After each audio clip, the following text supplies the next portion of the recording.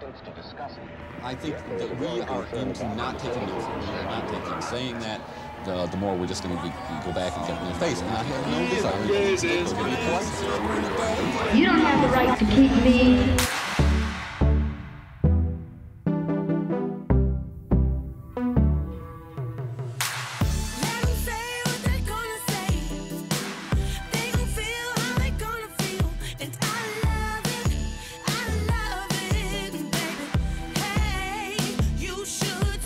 He says they ask for equal dignity in the eyes of the law. The Constitution grants them that right. In terms of civil rights movements, we have traveled an unimaginable distance extraordinarily quickly. We tend to imagine that New York and San Francisco and Los Angeles are the place that were safe havens, or the Twin Cities certainly, but also the rural parts of Minnesota have also been a place where people have created innovative new cultures.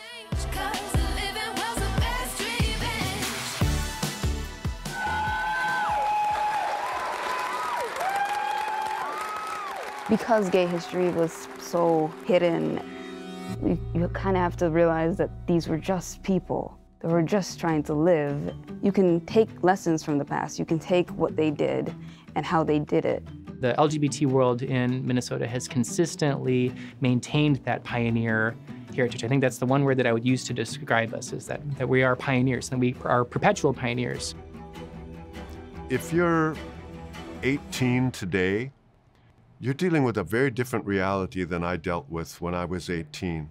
And if we don't look back, it's possible that we won't really remember how things were. The diversity that we know in our community today in the LGBTQ community existed in Berlin in 1933, but it didn't exist in Berlin in 1943 at all. It was completely rooted out.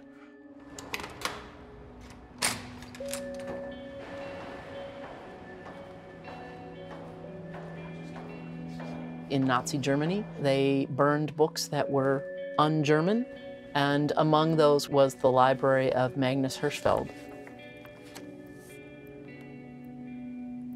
After the Nazis left the opera plots, they found a few books at the bottom of the stack that had not been fully burned, and this was one of them. For us, it's symbolic of the fact that we're trying to preserve GLBT experience against hatred and people who would actively like to erase and silence us. For young people now who might be tempted to take for granted how much things have changed, it's really important that they realize that in the very recent past, things were remarkably different. In St. Paul, it is today legal to discriminate against people on the basis of sexual or affectional preference. The CBS News survey shows that 2 out of 3 Americans look upon homosexuals with disgust, discomfort, or fear. What Jimmy didn't know was that Ralph was sick, a sickness that was not visible like smallpox, but no less dangerous and contagious. You see, Ralph was a homosexual. Homosexuals may be this country's most oppressed minority. It's illegal to be a homosexual in 43 of the United States, including Minnesota. Out of fear, they've gone into hiding. Fear of the law, fear of losing their jobs and friends. Only a few are out in the open, fighting for gay liberation.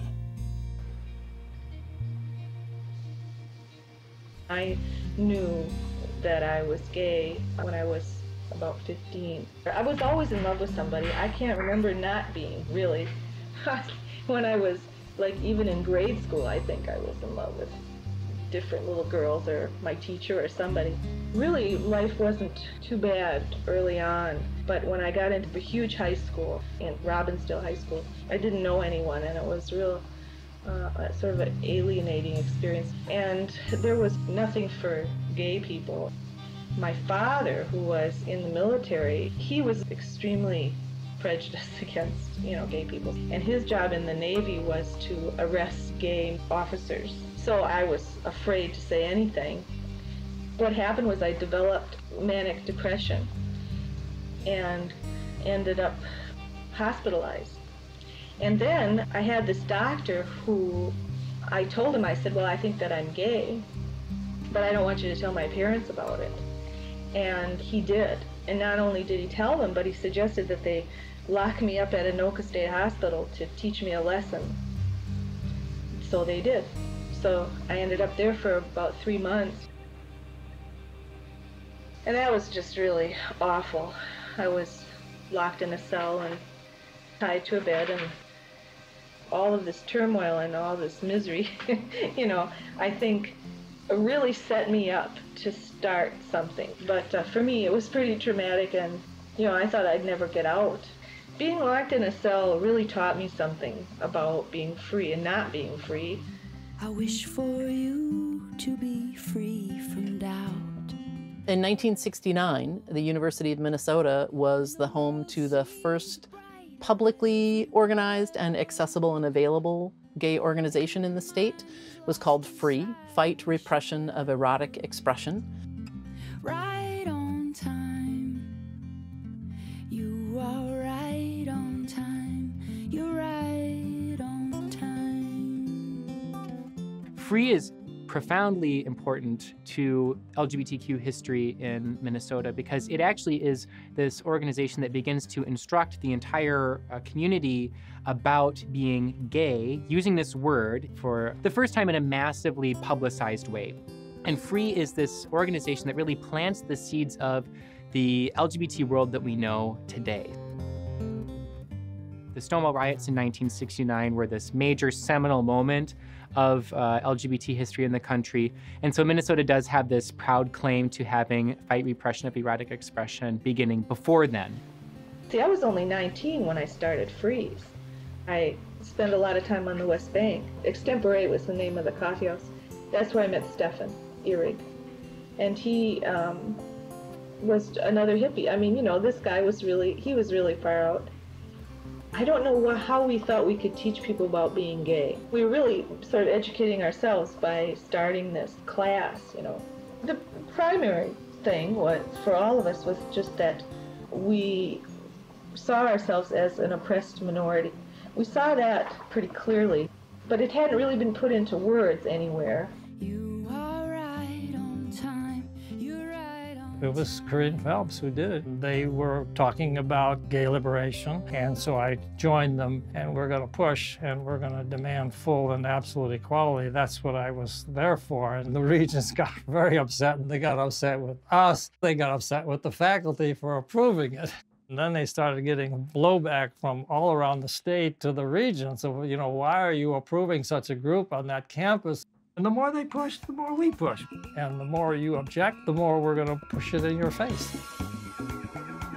These were people that knew how to work the powers that be. So FREE could get funding, could get tables, could get offices, things like that. It wasn't long after I moved into the dorm that I came out. But you still felt very closeted, and you know, you didn't dare share your secret with people. Then when that article appears in the Minnesota Daily, and it's like this multi-page spread about this gay organization called FREE, you know, that kind of blew the lid off of gay liberation in the Twin Cities. It really had a profound impact on my life. And it kind of took the Twin Cities by storm.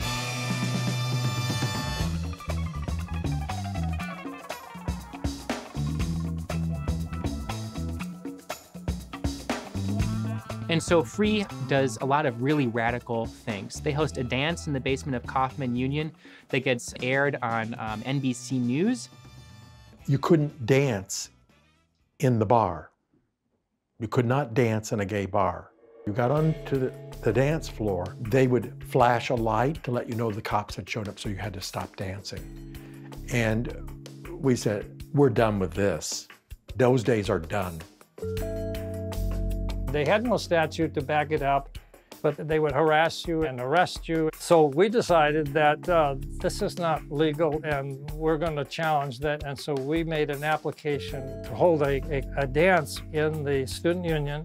And believe it or not, they had to route that through the university attorney. And finally, they came to the same conclusion that I came to, and that there's no statute that says you can't do this. We want full equality, full and absolute equality. We pay as much tuition as everybody else, so we want to have the same rights. Jack ran for being president of the Minnesota Student Association. And so I got a lot of help from the members of Free, one of which was Paul Hagen. He was the one who prepared the posters with the caption of "Put yourself in Jack Baker's shoes." Down below, and there's the shoes. And the worst part of it is they look like the pumps your grandmother would wear. So it was a little frumpy, but it was lighthearted, but it also had a message. Put yourself in Jack Baker's shoes. Could you afford to forget the people who put you there? He forced everybody else to contend with the reality that he was pushing forward. He was saying, I'm an open gay man, there's nothing wrong with me, there's nothing wrong with us, maybe there's something wrong with you if you have a problem with it. The more posters that we posted on campus, the faster they came down. And we kept wondering, why are people tearing down these posters? And finally, one day, I actually saw someone pull it down and found out that the posters were being pulled down by the dorm students who were then posting them in the dorms. Baker became the first elected openly gay student body president in the United States. When I got elected, Walter Cronkite on the national news, he spent a couple minutes talking about that the students at the University of Minnesota just elected an openly gay student body president. And later I got reelected. So many people were just terrified to even have the conversation because they were afraid of what was going to happen to them if it was bad. And Jack Baker was not afraid. So Free was formed on campus. Michael McConnell and others wanted to have an organization in the community for people who weren't affiliated with the University of Minnesota, where the broader community could gather. So they formed Gay House in 1971. We started talking about the idea of a community center. John Preston had great connections with the faith community. I think at one point John had even studied the ministry. We went to the Minnesota Council of Churches and began to work with people there. We got a number of churches to donate seed money, providing services specific to the gay community when you might not get treated properly. A lot of minority people understand that really well. That allowed us to get gays volunteering to do crisis phone counseling, referral service, and a speakers bureau.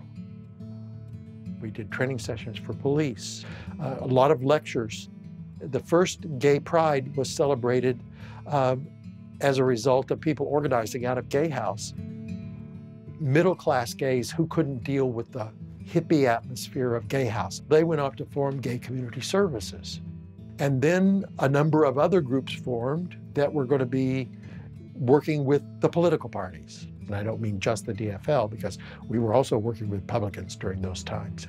Lesbians finally decided, all these guys, they seem to think that women are here to serve coffee and clean the place up, forget it. We're gonna go form Lesbian Resource Center. And so women went off to do their thing. Gay House was the incubator of much of what you see today in Minnesota.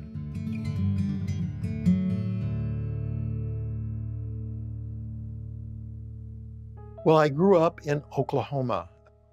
By my late teens, I was out to my family. My parents didn't know what to do. They were just stunned.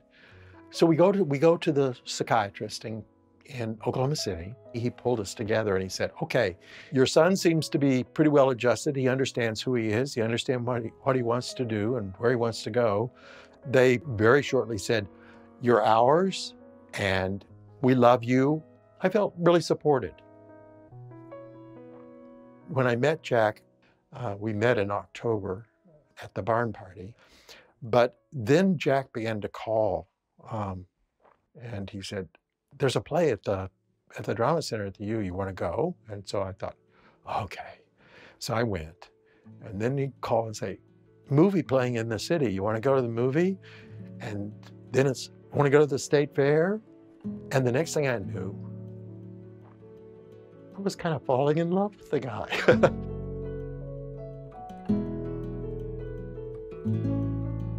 then on his birthday, we went out and celebrated his birthday, and he said, I think we should be lovers.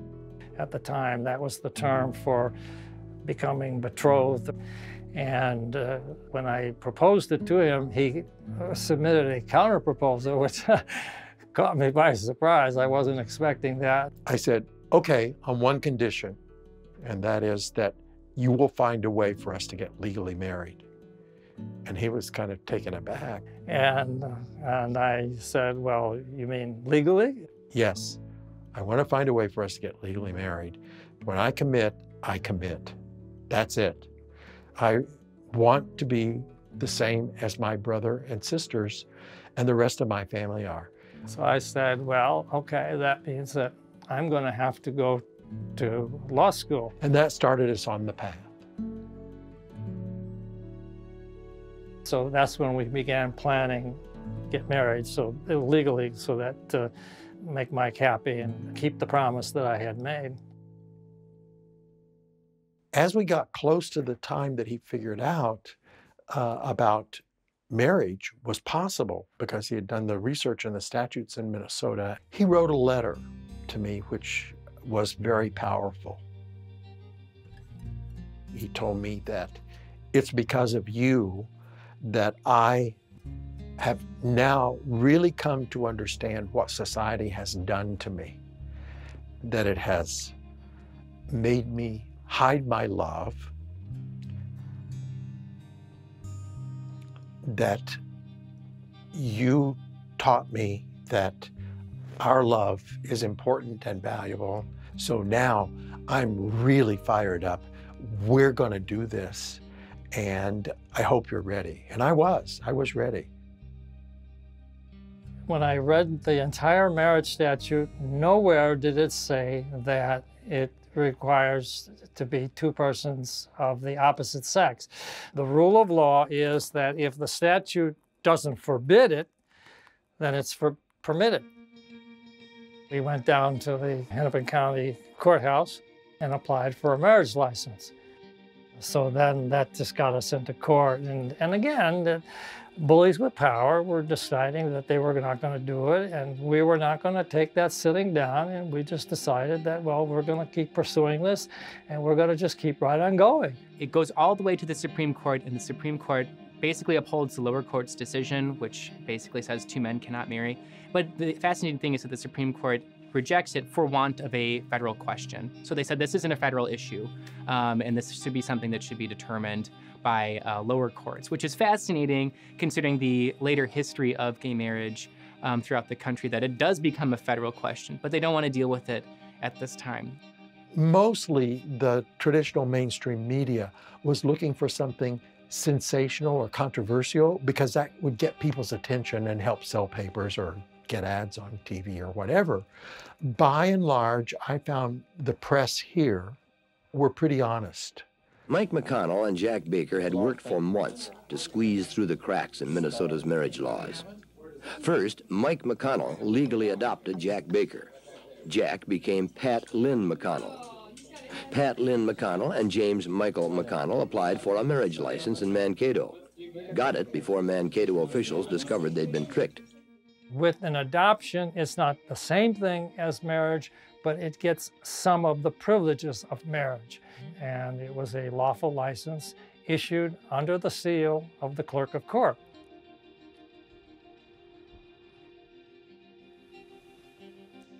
Now, this is something that's very special, and like us, it's a little bit faded, but this is the topper that was on our wedding cake when we got married in 1971.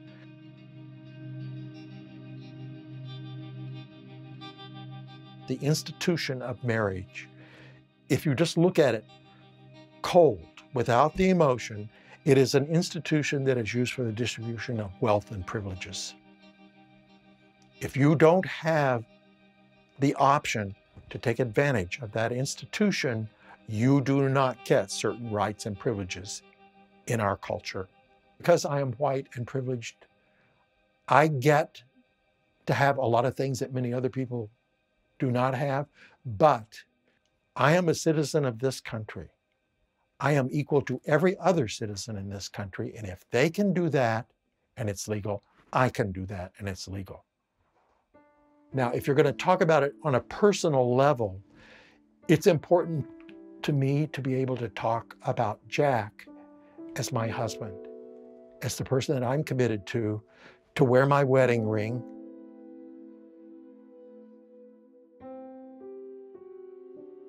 In the name of Jesus Christ, amen. I mean, this wasn't even whispered darkly in the corners of gay bars. This was kind of an untouchable subject that a lot of people were afraid about. You could be arrested, you could be institutionalized just for being gay.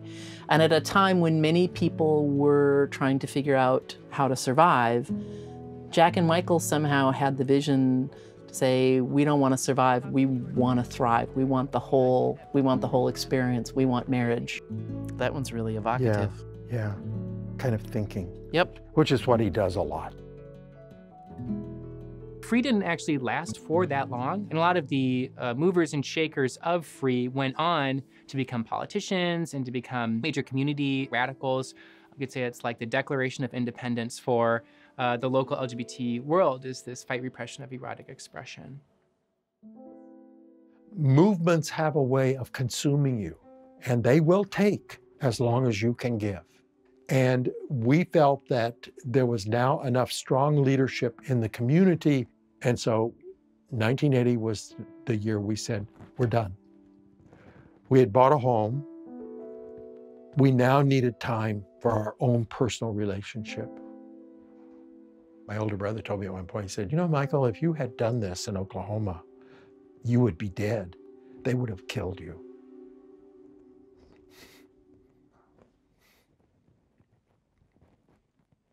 Maybe, maybe not. I don't know. It's about love. Love is the most powerful force in the universe. It can transform everything. And if you can participate in love, you have infinite power. That's why the institution of marriage is important to me.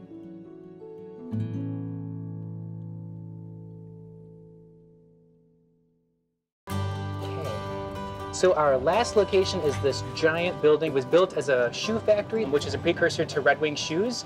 Moves out to Red Wing and leaves this building behind, which becomes home to a lot of artists, and it also becomes home to the first of a long line of gay and lesbian bars that gets located in this building. So the first was the Grand Finale, which is one of the best names for a gay bar I've ever heard. So it was a disco, really had that kind of groove. I mean, it was just downright groovy. My understanding is that everything about it was just exquisitely groovy. A lot of LGBT history has been couched within this idea of vice. Bars, bathhouses, those spaces are crucial for the LGBT world. It's unfortunate because it's kind of a negative connotation, but that was the only space that was available to you. They're going to be a dominant space that's going to radiate outwards in the historical legacy, the memory that we have. So Skid Row is the neighborhood that was sort of the slang term for a neighborhood called Bridge Square, which is at the foot of the Hennepin Avenue Bridge. There were 250 bars in like a 5-square-block area.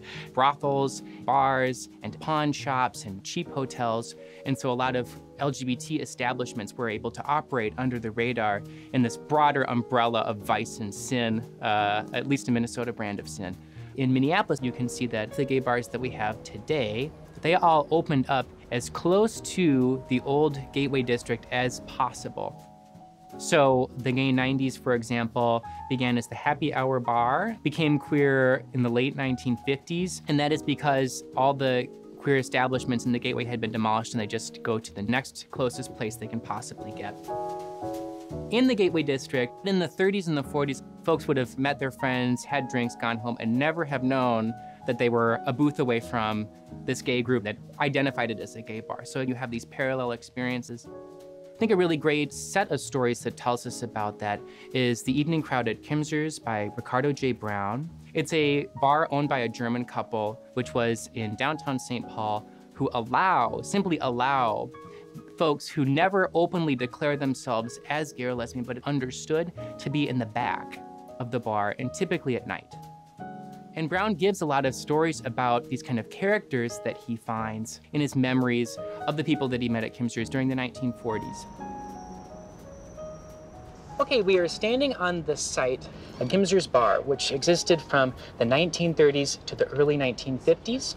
All of the buildings here, they all got demolished in the 1960s and 1950s.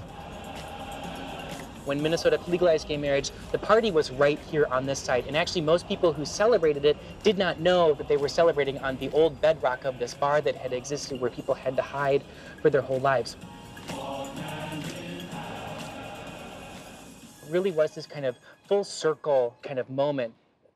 Kimster's is gone, has been cleared away to build the Ecolab Plaza. The dugout gets cleared.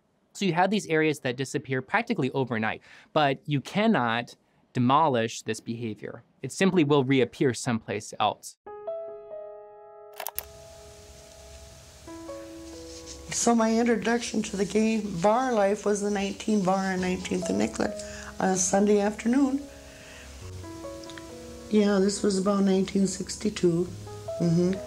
And so a friend of mine I bumped into knew that I was and I knew that she was. Said, "Do you ever go out?" And I said, "Oh yeah, we go to the theater and play." "No, you know what I mean?" I said, "No, I don't know what you mean." She said, "Gay bars." And I said, "What's that?" She said, "Well, where people like us go. Would you like to go with me sometime?" "Oh, you'll love it," she said. Never been out like that. Sweet, innocent Donna Marie. Sitting in a booth. I didn't drink. Never took a drink till I was 28. Didn't smoke, didn't drink. Nice Christian girl from a small town, southern Minnesota. But I had this eye. I saw this one and I thought, gosh, she's interesting. This buddy of mine didn't cue me in on anything, what you do and what you don't do. And I just wanted to get to know her. However, she's got a big, bad diesel tank. Her big, bad friend entered. One took me by one arm, one the other, out the door, the side door, into the alley, and I got a royal pounding, beating up. Yep. And then the Holland opened up, and that was a neat bar. It was frequented by a lot of bisexual people. Was there interracial mixing at the bars? Oh, much. Very nice looking woman, I was told. Her name was Jackie. And she had a 3-year-old daughter, and she frequented that bar a lot because she was a prostitute, and that's how she was raising her daughter. Basically, she was a lovely, lovely person and came after me. And no, I could not return her feelings, and we became friends, and her little daughter just turned, what, 36 or 37? Have maintained a friendship through the years. Jackie died about 20 years ago. Because I loved her just for herself, just the way she was, and I didn't judge her. Getting to know somebody like Jackie, I feel it would have been a missed opportunity if I hadn't been in that bar and hadn't met her. My exposure to the gay bars is where I met BJ, and we were sitting in a booth, and she came swaggering up, and she said, "Would you guys mind if I sat down with you? I just feel so alone." We said no. And we remained close for, what is it, 70 or 71 to now. So her passing has been very, very grievous to me because she never pretended to be anything but what she was. She knew what she was, and she was never ashamed. So I feel that in my life as a lesbian, that was one of my most precious encounters, was my friendship with BJ. The bad experience in a gay bar didn't stop me, so I continued to go. It was just a place to go to let your hair down and be yourself and be with others of your own ilk, a release, an outlet.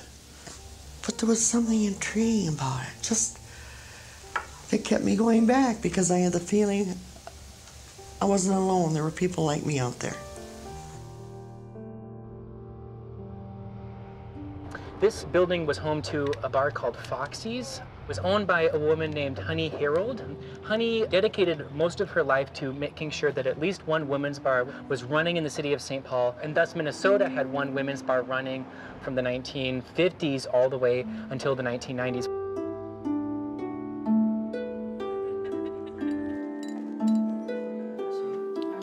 Honey Harold was a woman who started the first out lesbian bar in the St. Paul area, and she went on to run a number of bars.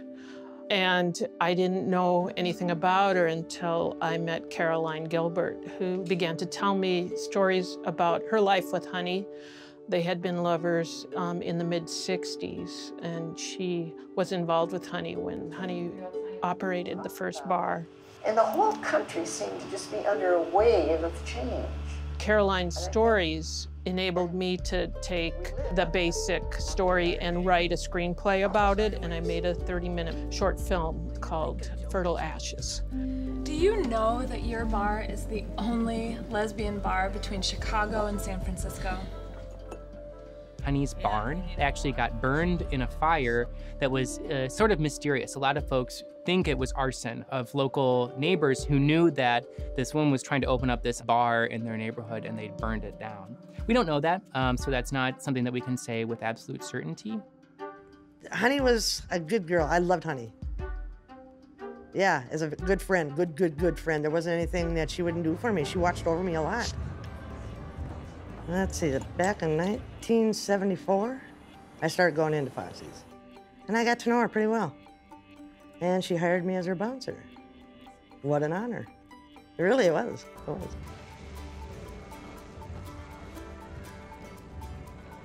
There was Foxy's before Cheers. It was really enjoyable. And a lot of people who know Foxy's will say the same thing. I came out in 1981. I was a student at Carleton College, which is about 45 minutes out of the Twin Cities. And a friend and I, every Tuesday night, would drive up to Foxy's in St. Paul for women's music night. And that was like our chance to take a deep breath, to exist, to breathe. We'd stay until the bar closed at 1, and we'd get in the car and we'd drive back down to Northfield, grab a few hours of sleep before we had class the next morning. And I needed to find other people, and I was looking for community. That was one of the first places I turned, because that's how we found each other. People needed a place to congregate, to be safe, to be who they are, and enjoy themselves. There were apartments upstairs, so you never knew that there was really a bar there until we got disco in, you know? And then you knew there was a bar there. When you're in your 20s and you're gay and you're searching for other people like you, can you just imagine? Oh, you want to be around everybody like you forever. You want to be there all the time. You want to hear the pounding of the disco.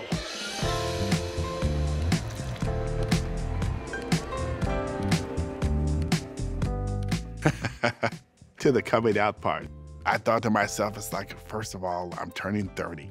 What do I do? What do I want to do? I decided that I would go dancing.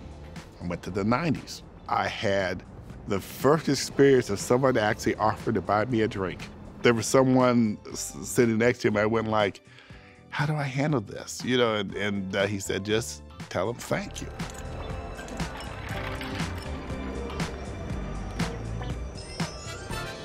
Oh my gosh, the clubs. Oh my gosh, the clubs. The Metro was one of my favorite. Over the Rainbow. There was Pie right there in South Minneapolis. Mostly for women. We even had a Women of Color night. We had all kinds of contests. But I still see folks and we say, I miss Pie. Like, I do too. So those were the days. I worked at the Y'all Come Back Saloon. 1978 I started there. I mean, it was great. It was amazing. Bars back then were the epicenter. That's where you came. That's where your friends were. You'd be getting kicked out of your apartment. You'd be losing your job. Oh, the bars were big that then for everybody. We had a great softball team, and nobody else in the Twin Cities would play the gay softball team because they didn't want to lose to a bunch of homos. So our first game outside of the community was with the Minneapolis Police Department. But I'll tell you something, we had a party after at the saloon and they were all there with their wives and it was great fun. I'm Miss Richfield 1981. I'm your hostess this evening.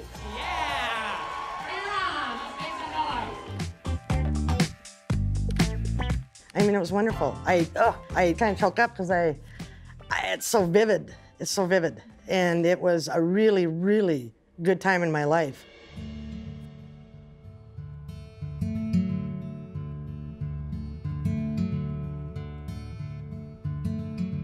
I'll never forget opening night. It was jam-packed. You go in, and there was seating everywhere. And then you had this huge dance floor and the caves. I mean, it was huge. I think sometimes less is more, you know? It was a great place. It could have stayed great, but the cops killed it. They ruined it on opening night. They ticketed every single car that was parked, you know, in a lot that shouldn't have been or on the street. You know, that lends me to think, you know, it seems a little bit homophobic. But I think that kind of did her in. I do. She sold her bar and moved to Arizona, where she passed away with a brain tumor. And that was pretty tough stuff. Oof, yeah, that was tough stuff. I've been with my partner for 32 years. We've been married for 3 since it's been legal. I got 2 cats, 2 dogs. We've been living in the same house for 30 years. We're both retired. Life is good. And I'm lucky to have had the past that I've had. Oh, I wouldn't change a thing, you know, and I did the best I could. And that's what Honey did. She did what she could do to provide a safe environment for gay women. There's courage in being a pioneer and standing up. And believe me, this woman, you couldn't knock her down. I think if Honey had not dedicated her life to doing that, it's likely that perhaps there wouldn't have been a women's bar at all. And so there were, you know, and the bars were the center of like softball leagues and other kinds of community resources. And so they were really kind of, you know, it's like this is sort of invisible history. Like it's so hard to imagine that things were so different back then. You know, I never had to sneak around to learn that there's this, you know, generations of people who lived here who had to live like that. It was really, really powerful.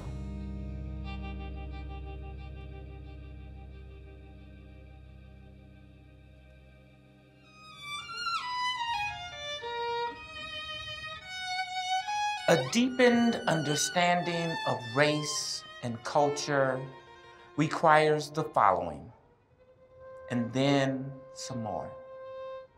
Truth-telling for immortality, recognition of historical trauma,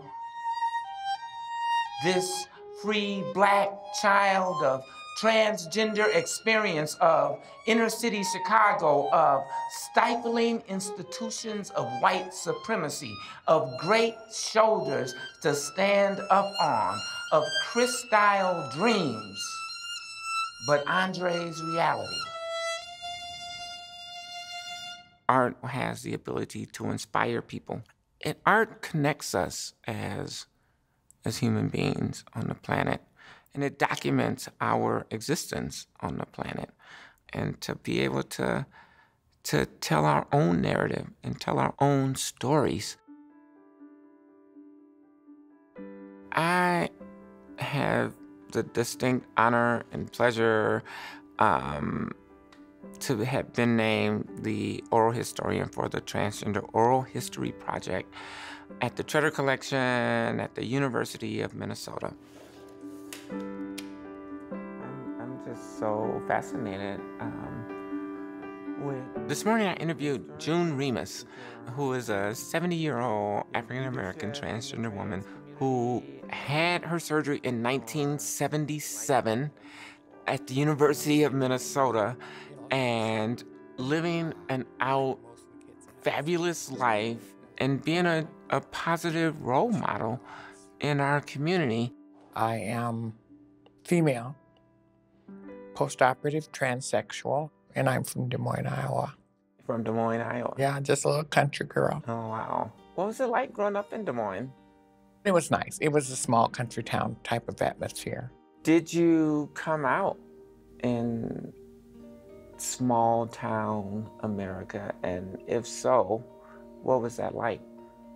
Well, I came out as a gay boy. Okay. You know, it wasn't that hard for me. It was harder for me being a Black male there than it was for me being a transgender there. Wow. So June, you mentioned that you started at the University of Minnesota, I believe, the program in human sexuality. Yes. I had already been, let me see, New York, California, Colorado, to check on who's doing what and what the surgery was and what the results were. Sure. And I found that the doctor that was here was doing all the corrective work. Wow. And so I went to see him, and I said, well, you know, my life has been good. God's been good to me. And if I weren't supposed to have it, I wouldn't have the money. I wouldn't have a way to do it. So I'm going to do it. I called my mother and I told her I was going to do it. As she hung up on me, she hung up on me and she slammed that phone down so bad, I think she broke that phone. And the day before I had my surgery, the phone rang. I was getting ready to go to the hospital then, and it was my mother. And she said, are you still going through with it? And I said, yeah. She said, okay, come and get me. I said, come and get you? You live in Des Moines. I'm not driving all the way down there. She said, no, I'm here at the bus station. Come and get me. I can't let my child go through this without me. Wow. And from that day, she never, ever uttered my male name again. Is that right? I'm very honest and open with people. I don't have anything to hide. My grandchildren don't have a problem with it. My grandchildren all know I'm transgender. Right. They call me Big Mama. Big Mama. But when I'm at Walmart and I hear somebody saying, Big Mama, they might be one of my grandchildren's friends from school. And I say, oh, hi, baby, how you doing? I want you to meet my mom. And they'll call their mom over, you know. I like that. I like them to be proud to know me. Not what I am, but who I am. Sure. If you meet June, you can't help but love her, no matter what her identity is. And so those are the kind of stories that I want people to see and be able to have access to. I've known Andrea for a long time. And that archive is going to be priceless. Well, I was born in Tracy, Minnesota. And in 1947, we moved to St. Paul. And I've been in St. Paul ever since. You know, I knew I was going to be in politics almost as long as I knew I was transgender. And I got an opportunity in 1974 to run for city council and get the DFL endorsement. And so I seized it, and it turned out to work. It turned out to be quite successful. I do solemnly swear. But I couldn't have come out at that time. I remembered going to a fundraiser in South Minneapolis in 1978. The house was dark. There were a couple of night lights on. You literally couldn't see who was there. And at first I wondered why this was. Then I said, stupid. It's because there are all kinds of gay people in this fundraiser, and this is the way things are.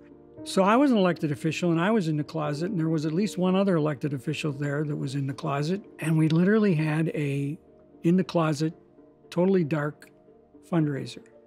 Can't imagine doing that now, but that's the way it was.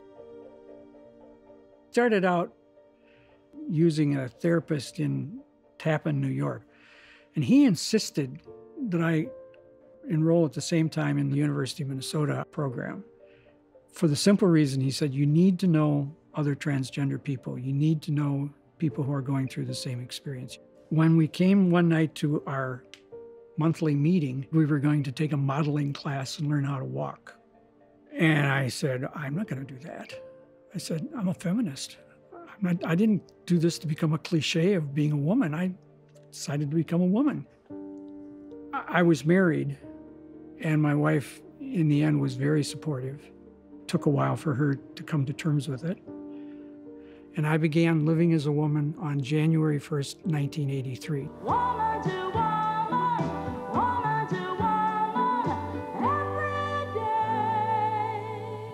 I've been involved in about 300 hours of electrolysis. Bob Sylvester had an awful lot of beard. Kimberly has returned to City Hall with her recent... In 1995, I stopped being a Democrat. I gave up being a Democrat. Norm Coleman and I went from being adversaries to friends again.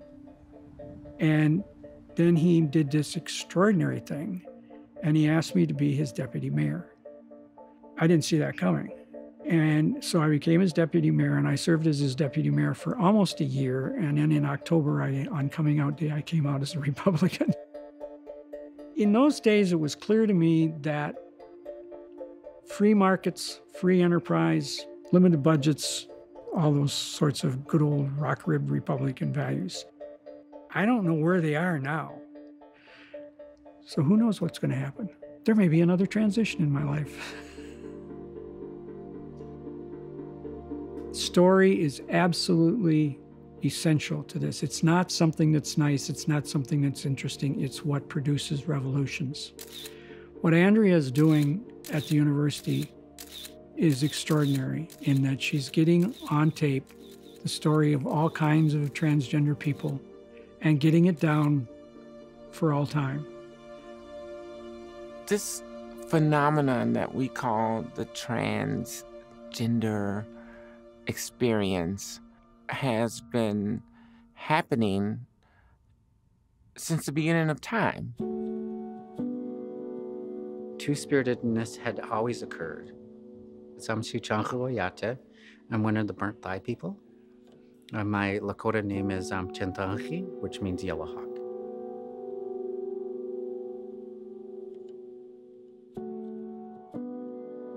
Two-spiritedness was actually a term that was coined here by a group of activists in 1988. It's a reflection of our roles within community, in our tribal communities. Two-spirited folks were the ones who were spiritual leaders. They took care of children. They were consulted upon when a lot of big decisions were made in tribes.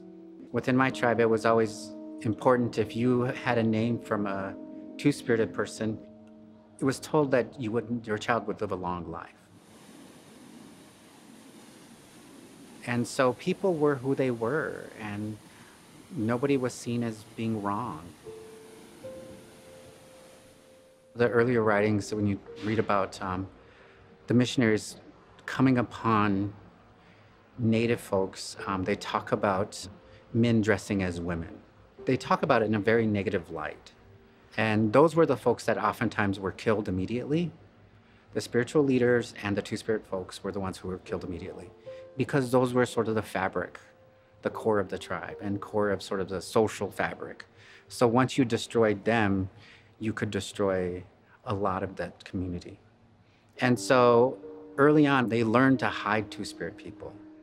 And there were stories about our lives because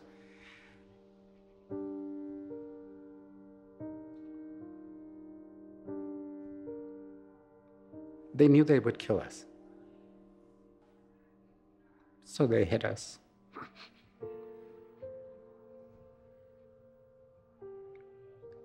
And it was part of colonization in the boarding school that a lot of those traditional places have been forgotten. We are in the process now of remembering those places and our role and reclaiming them. And it's hard work. We were not in the gay and lesbian community in the same way, nor we are in our tribal communities. I think that the work that folks are doing around leading spiritual ways, being visible is important work, and I think we're all necessary to do that work.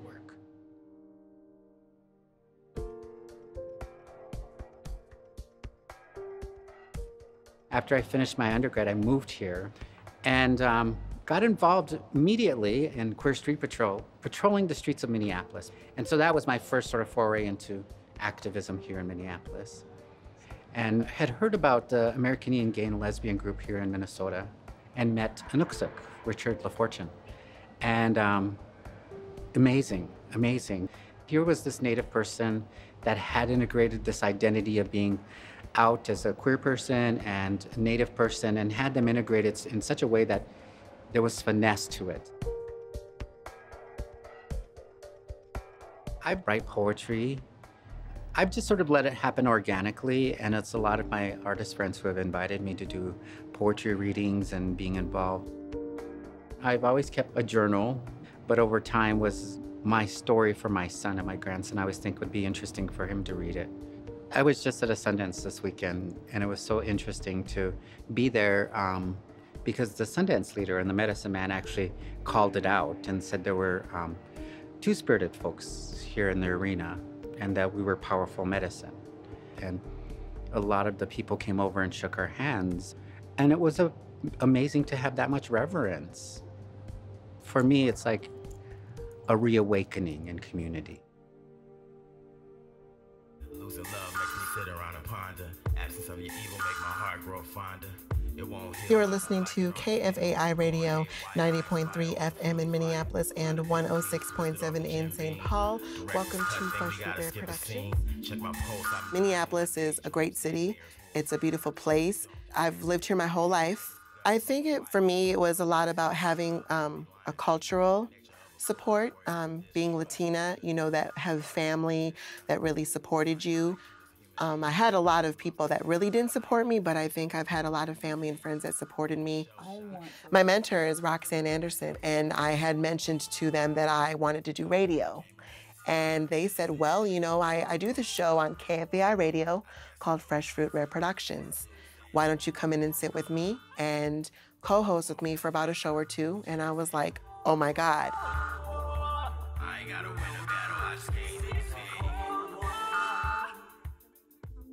I've been part of the Fresh Fruit family for a good 16 years now. Our history is important.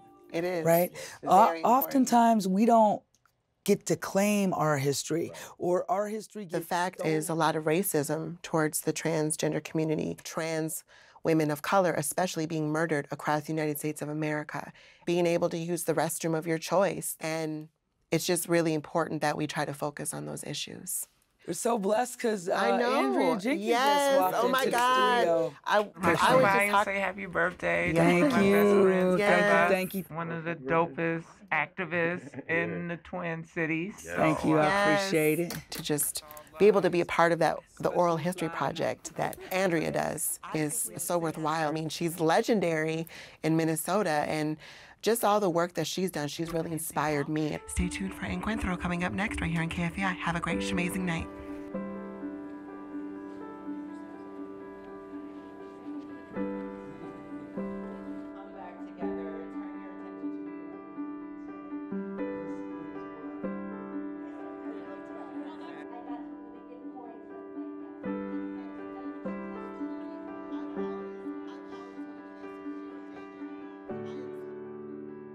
We, as transgender and gender nonconforming people, we create our own path, our own destiny, our own selves. Our bodies are literally a work of art. So you are the art exhibition tonight.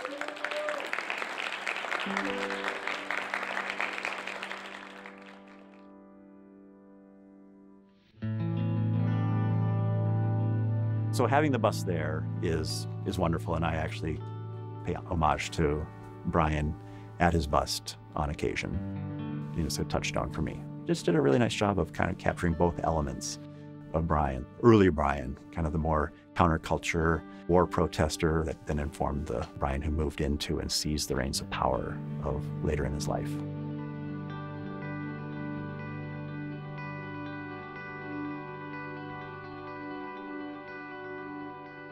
Growing up in Moorhead, we had the best of everything.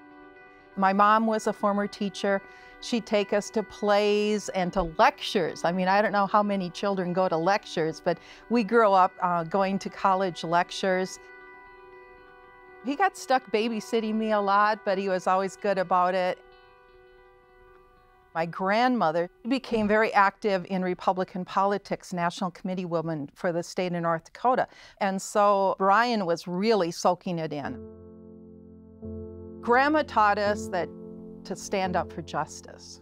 So that's the thread through our whole lives, is to stand up for justice. I mean, he started out at Moorhead State teaching humanities, and because of his resistance against the war in Vietnam and going through 2 trials, he lost his job at Moorhead State. Brian was found not guilty in those 2 trials. Instead, the draft board in Moorhead was found guilty of calling up his number illegally. He learned about nonviolence, trying to create more of a peaceful world. He was an extremely well-rounded person. I knew that he was an intellect.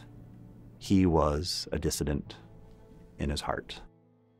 He moved to Minneapolis and tried to find himself. So it took a while, and that's when he really found his legs, when he was doing grassroots work. And if he didn't know something, he would learn it. My mom came to me in tears one day and showed me the letter that Brian had written her, and that's the way we found out that he had come out to my folks.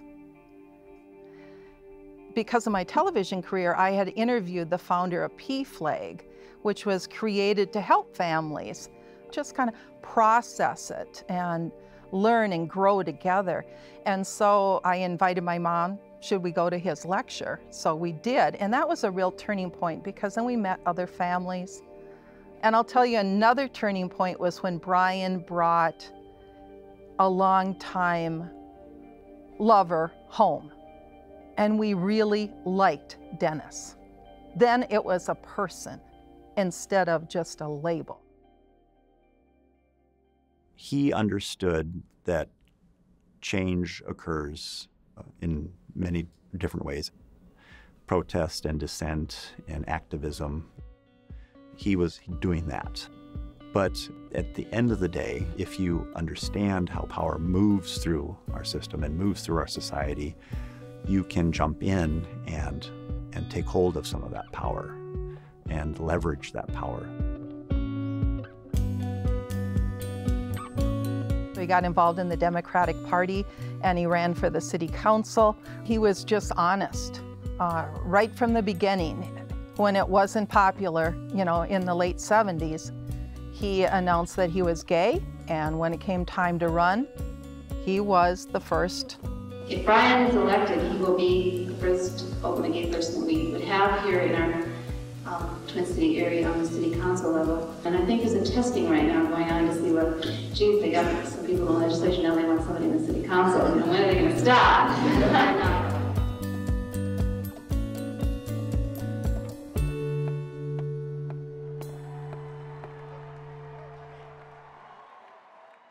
I've never been so happy. Honest to God, I just never been so happy in all my life.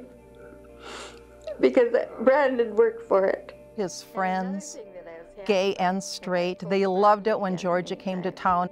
Because everybody was so nice to us, and they were so glad we were there.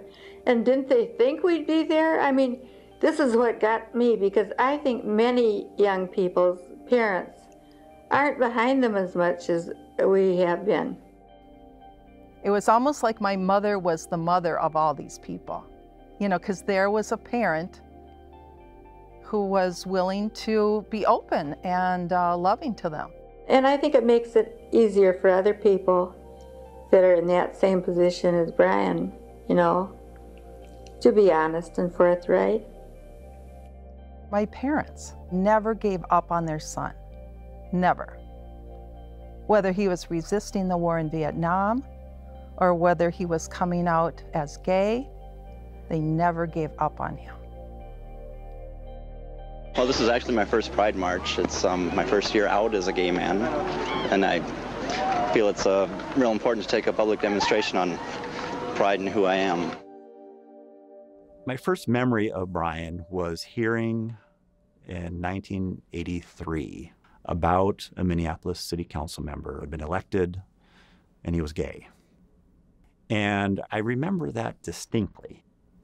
And I knew that he was a change agent. He was strident, but at the same time, he was kind and friendly and funny. It's a good idea for both of you to sit nice and straight, and it might be a little uncomfortable. Nice and straight on a gay show. Feet on the floor, okay? Thanks, Brian. Yep. How did I get this gum on my shoes? I don't think of myself as a lifestyle statement. I mean, I think of these clothes as a lifestyle statement, but not, you know, the core of who I am. The lesson of Brian Coyle and Alan Spear and Karen Clark and so many of my other heroes is that ability to work with other people who are in different places in order to advance progressive policies was a modality that he was going to choose and be good at. He was an effective statesman who happened to be gay. He cared about the senior citizens. He certainly was expert in housing, the environment. He understood the intersectionality of access to high-quality health care, rail system, good education, economic development, racial justice and fairness. Largest Native American population in the state of Minnesota is in South Minneapolis. So Brian really cared about all of them. He did make some decisions that a lot of folks do see as controversial. In particular, he did support a city ordinance that basically shut down all of the gay bathhouses in the cities. Very, very contentious decision. If the bathhouse owners and operators weren't going to be actively, proactively helping people going there keep themselves safe and keep everyone else there safe, then maybe they weren't the best place, because, you know, HIV/AIDS was a death sentence. And this morning, living with AIDS became front page news in Minnesota. Minneapolis Council member Brian Coyle announced he has had the HIV virus for at least 5 years. I'm tired of living with the secret. I want to share it. I want to inform people, and maybe the fact that a lot of people know me will help make them a little more sensitive to the story. The community's response has been overwhelmingly positive. I just came from an annual neighborhood meeting tonight in the Wedge where people gave me an ovation at the end that I probably don't deserve. But I told a few jokes and that helps. But it's been fantastic. People have stopped me on the street. People have pulled over in their cars. To me, that's been the most exciting part of this whole thing. I've spent the whole day talking about this as a gift from God, not a curse, because it's been an opportunity to change my life for the better. Instead of denying the possibility of death or denying just being infected by the HIV virus, I think people should use this as an opportunity to change their lives. I mean, that's the major message.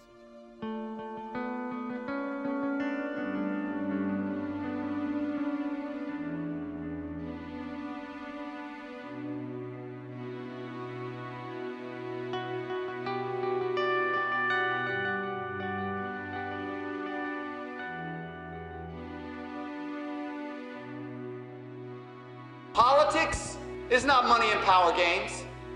Politics is about the improvement of people's lives. It's about lessening human suffering. And it's about advancing the cause of peace and justice in our world. Brian Coyle was the very essence of that definition of politics. Brian, through his actions, gave hope in our city to the children and the youth, to the gays and the lesbians, to people of color, to the senior citizens. When I last saw Brian Thursday, he said, "Keep up the fight for justice." And I responded, "I need you to fight with me." And he said, "There are others." And I said, "Who?" And he said, "They will come." And I cried silently. But today, I think I know that they will come forward. I know you will come forward.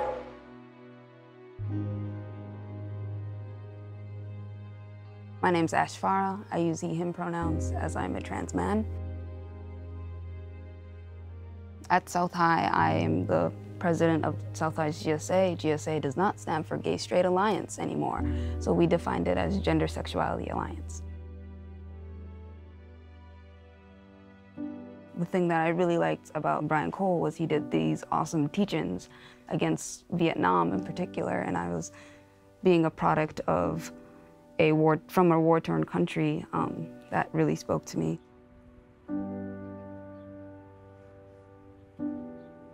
And I was like, wow, this center where I was getting thrown into bathrooms and lockers by kids screaming "Qanis" and "fag," you know, like, has his name. It's hard because I have to realize that the same people who demonize me as an immigrant, first and foremost, will take my criticism to mean, like, see, these people are awful, when in actuality, they're, like, genuinely good people. So I don't want my words to, like, my criticism of the Somali community to mean, to fall into what their agenda is. But it's real. There is a lot of homophobia and transphobia in the Somali community. And the most ironic part of it for me came out when the marriage campaign was going down, and I was a young, like a baby, and I was interpreting at the Brian Cole for the actual bill. And it was the most intensely ironic and yet beautiful things in my life. It was just cathartic being there, just sitting in that space. And the fact that he came out as gay in a time that I, quite frankly, to put it bluntly, would not have the balls to have come out. Like, I just found him amazing.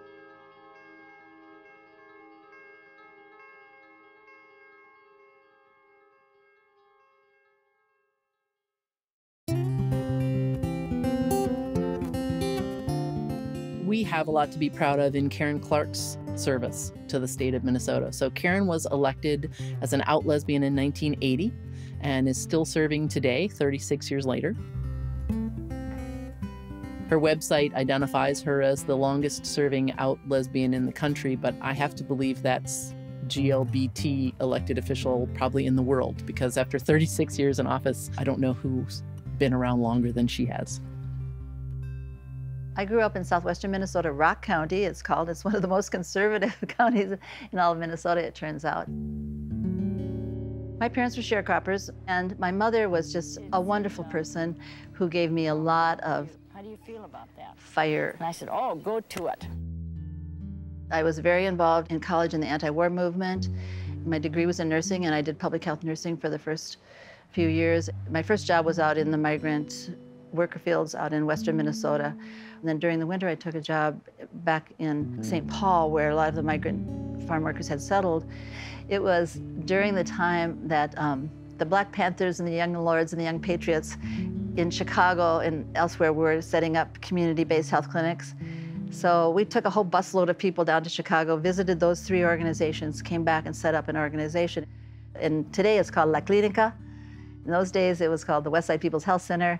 It's ongoing. It's one of the things I feel very proud about, having been involved in the startup of it. And it was during that time that I was really coming out, slowly. During that time, I was figuring it out. And sometimes you need shelter and a space to be. Women's Coffee House was a place where lesbian women could find each other, have a good time, and do it in a sober setting. We had dances and so on. It was basically a lesbian feminist gathering. One of the things that the Lesbian Feminist Organizing Committee decided to do was to have a forum at the coffee house to talk about whether or not LFOC should get involved in electoral politics. And it was very interesting. The months leading up to that, the question was like, well, isn't politics kind of a dirty place to be involved? Shouldn't we be more pure and not get involved in that? Or is it a place where we can have some strategies that could actually help us move in some of the directions that we need?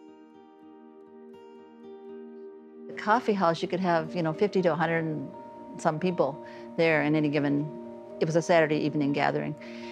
We had a good crowd, and as a result, we made a decision that we would get involved in electoral politics. Change in this country is made not by a few heroic leaders, but by movements of people who understand where power comes from. And there was one group called the Farmer Labor Association who particularly took note. The Farmer Labor Association said, we want to run somebody for the legislature. And they sent their emissary to me and said, would you consider running for the legislature? I mean, I just laughed. I just thought this is the most ridiculous thing. I'm much more comfortable. I've been out in the street in these anti-war protests and other lesbian feminist things. And so after I got done laughing, then they said, well, wait a minute, we're very serious. We want you to be our candidate. So I thought, well, if I'm going to run, I'm going to win. And when everyone is racing and you join, we need leaders with courage. If you can, try running with a smile.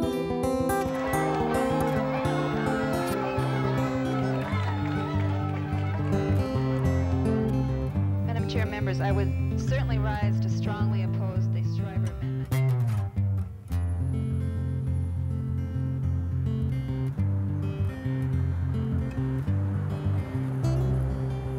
historic thing that people often put in a introduction of who I am is, and she's the longest serving openly lesbian gay person in the country. And that's true in terms of elected officials. My partner of 26 years when we got married, her name was Jacqueline Zeta. I had met her shortly after I got elected. She was an open lesbian, one of the first open lesbian professors at the University of Minnesota, and she asked me to come in and speak to her class. A few years later, a friend of ours brought us together at one of the Gay Pride celebrations and said, hey, I think you two should meet each other. And we sat down and we did meet each other, and we talked. She called me up the next day and said, hey, I think we have something more to talk about. And I thought, that's a new line, that's interesting, okay. So I love this woman dearly. She's, you know, the light of my life. Of course, before I could get married, almost 2 years ago, we had to pass a law that made that possible.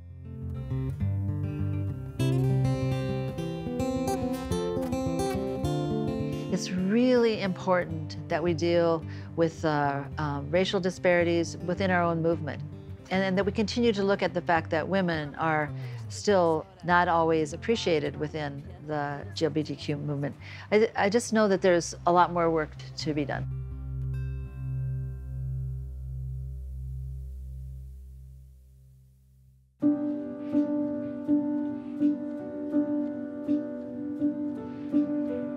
Loring Park became a place that people associated both with anti-gay violence, but also with activism. There are so many pivotal stories that happen in the park over the years.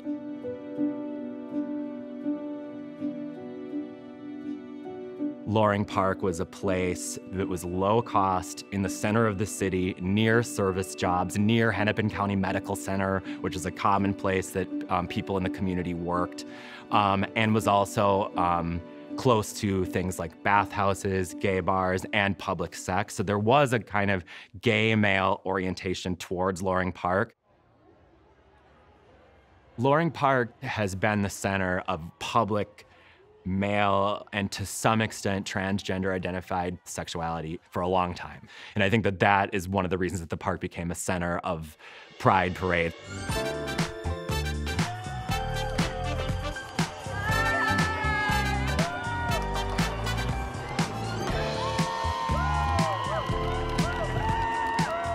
Pride commemorates the Stonewall riots, usually described as the start of the contemporary fight for civil rights for the GLBT community, which happened in June of 1969. So in June of 1970, a number of cities hosted commemorations. There were gay prides in, New York and San Francisco and Los Angeles and Chicago. Jack Baker, who is this kind of iconic individual, gets celebrated in Chicago for his work, and the Minnesotans are embarrassed that he's being celebrated in a different state. So that was when we decided that we would, in 1972, start having a Pride March and parade here in Minnesota. It was actually not a demonstration as much as it was just a picnic in Loring Park, and it was called a gay pride gathering. The term gay pride and where it came from was from Tom Higgins, who was a member of Free. He became a monk in North Dakota to attend school, and there he was openly gay, and the Catholic Church was teaching pride as a sin. And so when Tom came back to Minnesota and was very active in Free, he decided to combine two sins of the Catholic Church into one phrase, and that's where the term gay pride came from. Around the country at this time, it was not gay pride, it was Christopher Street Liberation Day. That's what was being celebrated in New York. It wasn't gay pride being celebrated in New York. So as soon as we hit Chicago, they picked up gay pride, and the next year it was everywhere. The second Pride has this tiny little event program. It's printed on a little bit heavier cardstock, and it's deliberately designed so that you could fold it up and whip it like a Frisbee. And the organizers designed it that way because they thought that people who came to Pride might be harassed by people who hated gays or by law enforcement, and they might need to get rid of the program in a hurry. So our very first Pride program was designed to be discarded. The Pride Guide began as this little frisbee-shaped program, and it evolves over time to become this giant community yearbook. You can really see this evolution year by year of what was going on in the community. There was a lot of political stuff going on in the community between gay men and women. And it's not unique to Pride. That's something that's happened over and over again. It's an odd coalition of people. So what we have in common is that we don't sleep with each other.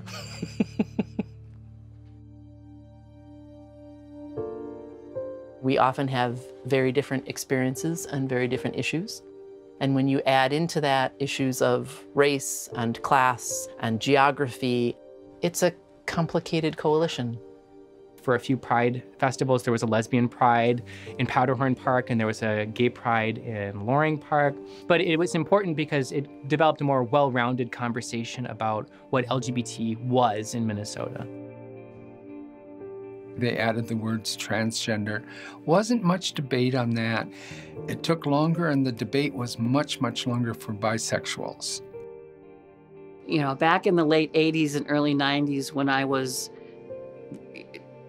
stumping for the inclusion of bi and trans people, I must have talked to at least 40, 50 different organizations, and every single organization I talked to, afterwards, somebody would come up to me and say, I'm actually bisexual, but I don't dare come out because I will lose my credibility as a leader in the gay community. So many times people get pinkwashed, is I think one way that people say it, where their identity is glossed over. One big one here in our own community is Ashley Rooks, a transgender woman who she's responsible for the huge success that the Pride Parade is. And she was bisexual, but her bisexuality has been erased. Another one is Andrea Jenkins. She's valued as a transgender person, but so often her bisexuality is just not talked about. From what I've been told, there are like 4 to 6 organizations in the entire country that are oriented towards advocating for the bi community. And we're really fortunate to have one of those in the Twin Cities, which is the Bisexual Organizing Project. A group of us went around and talked to a number of organizations, and there have been some changes. I mean, 2 of the first ones that changed was the Community Action Council, which is now out front, and they changed their name deliberately so that it wouldn't be gay and lesbian, that it would include everybody. And also the Pride Committee. The very first year that I know of that the bisexuals were in the parade was '92. And that whole parade, people would go, oh my God, you're here. And they would jump off the sidewalk and march with us. And that's why I got involved with activism in the first place, is that I wanted community where I didn't have to hide my identity. Getting in a queer space is so important to my mental and physical health, okay? Going around to all the booths and talking to people, and I love to talk to people, and sometimes I talk too much, but that's okay. I adored it, I adored it. I was in my very, very happy place. Running around at Pride, it's not running around at Pride anymore for me. My cane goes with me, but I'll make it around, and oh goodness, don't put the karaoke up there, I'm done.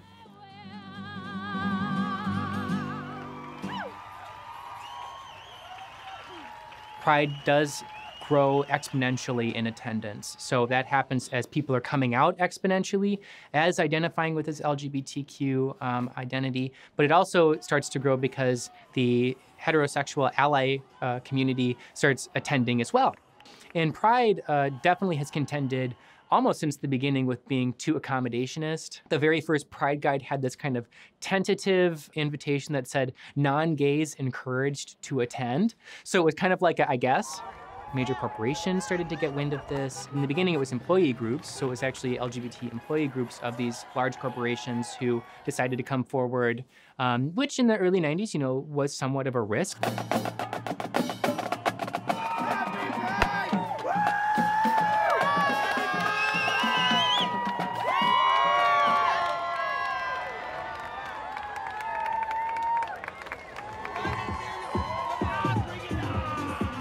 It has now become enormous.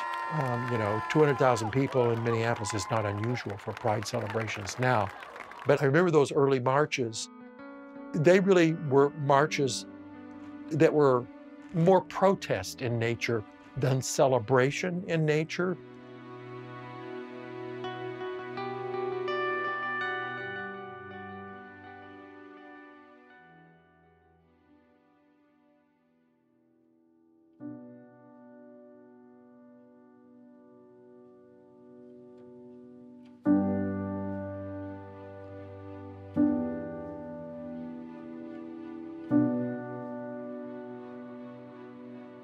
Incidents of harassment and assaults on homosexuals have been reported with regularity. 3 homosexuals have been murdered. We might beat some fags up.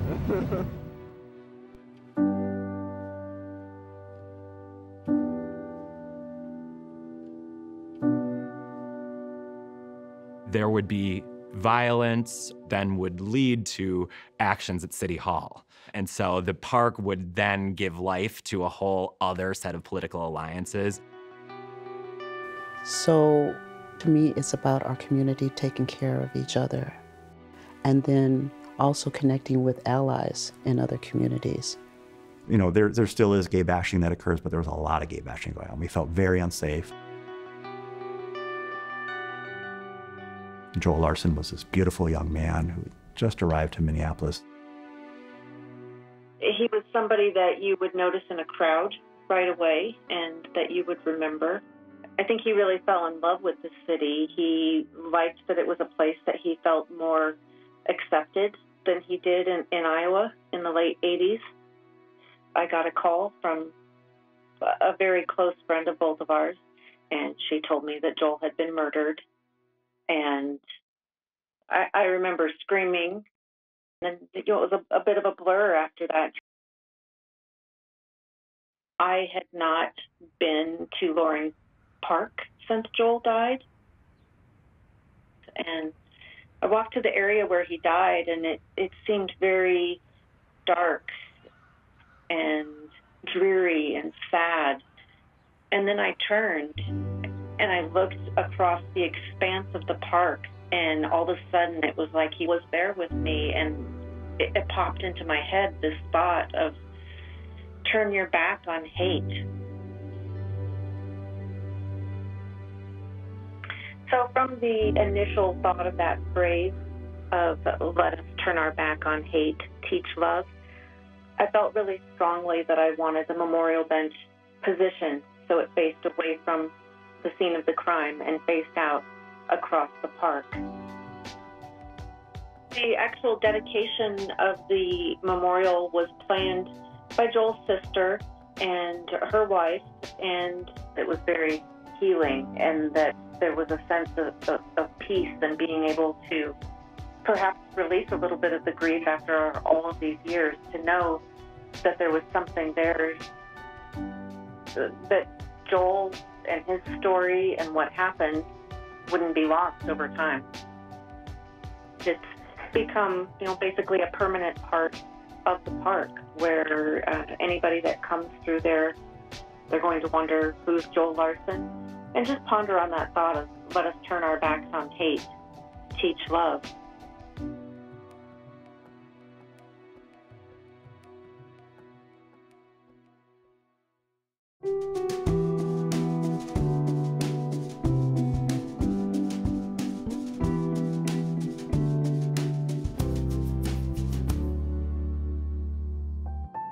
I'll be that angel sitting right on your shoulder.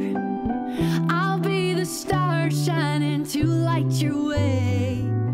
People start talking about an Amazon nation, building an Amazon nation. And that's what we were all about at that time. I'll always be here by your side, 'cause I'm still here after I'm gone.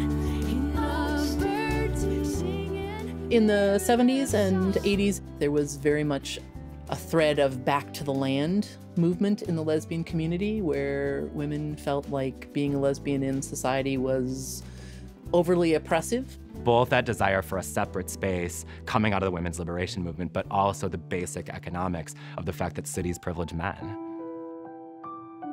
I think all of us really felt like, at least I was speaking for myself, damaged by sexism as young women. Our options were really extremely limited, and they were strictly demarcated along what conventional gender lines had been. I went to Holy Angels Academy, which is in Minneapolis, and the nun would come and drag me out of study hall and take me to her office and say, well, what do you want to be when you grow up? And I'd say, I want to be a carpenter. Nah, you can't do that. Well, how about a mechanic? No. Well, I want to be a baseball player. Oh, no. I said, well, what did you drag me in here for, you know? It's when I started meeting the women and at Rising Moon and the Lesbian Resource Center that actually gave me the freedom to go and be on the land. It always pissed me off that they thought that boys were better or smarter or whatever, and I knew that wasn't true. But then when we went to college, there was nothing. There was no support. My son always knew since he was 2, and he's always been fine with it. It's never been an issue. I had him till I was 6, and then because I was lesbian, both my parents and his fathers decided he'd be better off with them. And I had no backing, I had no money, I couldn't fight it. So he grew up with his father, and I'd see him every few years, maybe, if he needed a babysitter. Yeah, it was really weird. I went to his high school graduation, and there was all these, I got there late, and there was all these kids lined up on the stage, and I didn't know which one was my kid. I'd never choose to leave you this early. I offer a different story to tell. Then I guess our energies toward collectivism started going toward doing these things with women in various collective formations, like doing So's Your Old Lady with Jane organizing it, or helping out at the Lesbian Resource Center, which our friend Karen Brown started.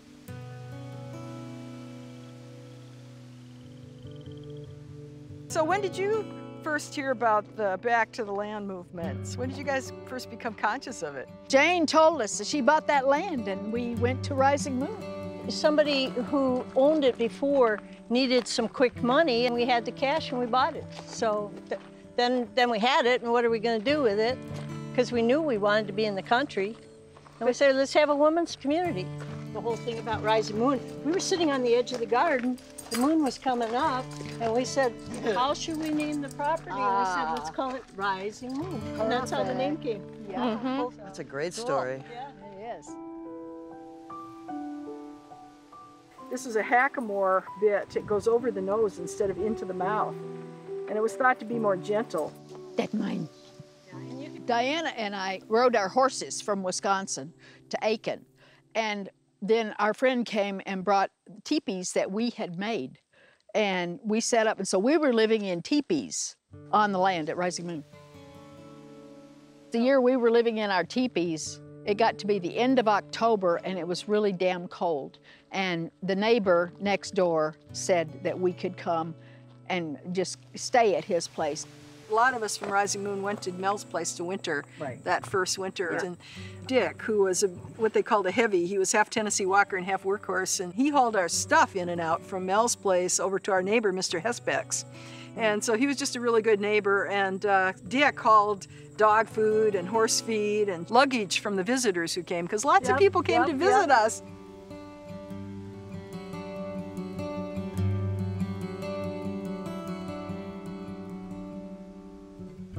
So having women around us was a huge part of that, and having accepting, supportive energy that wasn't critical, that wasn't assuming that we couldn't do things. That's what we wanted, that's what we were hungry for, that's what we were looking for. On my dairy farm, I had a bull I used for service, but then when it was time to ship him to market too, these two young men came out to load him, and they got, because he was a bull, they got all excited, and they got him all excited, hitting him and stuff like that, and they couldn't get him to go into the truck. So I said, okay, just be quiet for a minute. And I took a hold of his nose ring and I led him right up the ramp and into the truck. A different energy and a different way of doing things, right? Yeah. Exactly.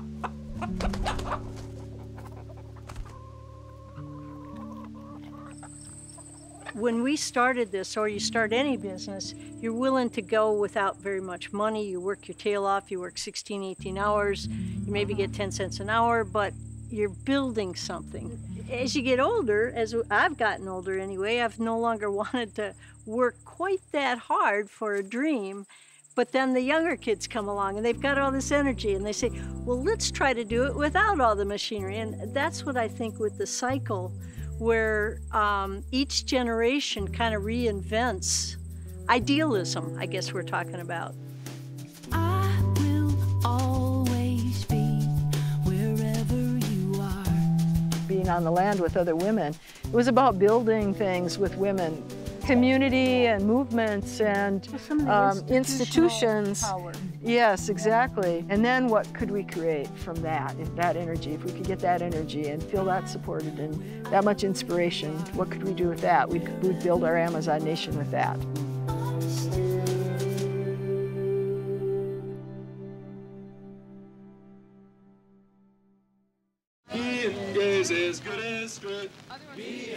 Throughout the late 60s, early to mid 70s, you really have this kind of freedom, this liberation, and the word liberation gets used extensively in this time period. And then by the late 1970s, you do see that the mainstream majority has built a defense now, and there's a backlash.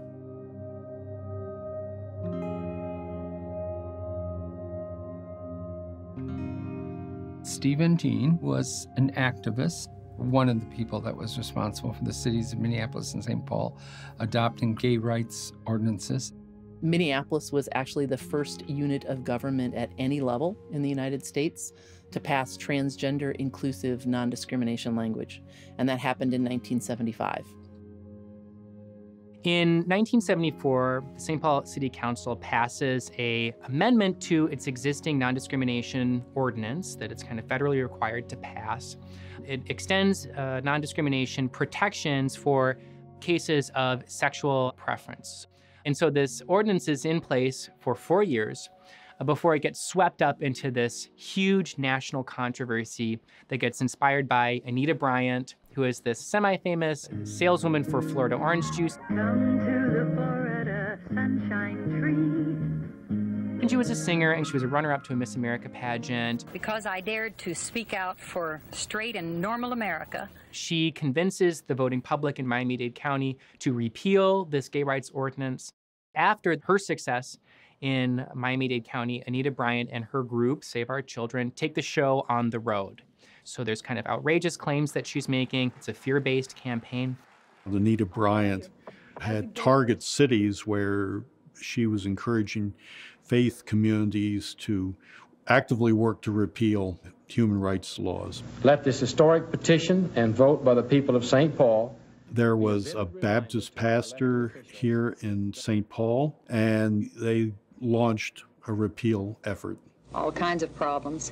And Security agent, security agent. No, let him stay. No. Let him stay. Well, at least it's a fruit pie. Huh. Target City Coalition, and Tom Higgins, who put a pie in Anita Bryant's face and waking her up to the reality of oppression of gay people. Thus always to bigots. Who saw you do that? We welcome you to the Midwest. We hope you come back. Do you know who saw you do that? We love you as a person. This man is. We love you. Do you know what kind of publicity you're going to get? Stand the garbage you spout. Something that is both expressing rage, but also just fundamentally funny. And the fact that Anita Bryant was quick enough to say, at least it's a fruit pie. It's not bad. How can we possibly have a law giving special rights to sex deviants without infringing on the rights of our children? Everyone essentially believed that in the faith communities, nobody would stand up for homosexual people. I believe that we could organize Lutherans to be allies This is St. Paul Reformation Lutheran Church. This church made a statement of support during the 1977-78 St. Paul Human Rights Referendum, and that put them on my radar, and then I started coming here, eventually joined. They had brought a few gay and lesbian peoples together, and out of that came Lutherans Concerned. Lutherans Concerned was a group of now GLBT individuals who want to help make the Lutheran Church open and welcoming of GLBT people. Now it's called Reconciling Works. This was sort of the seminal chapter here.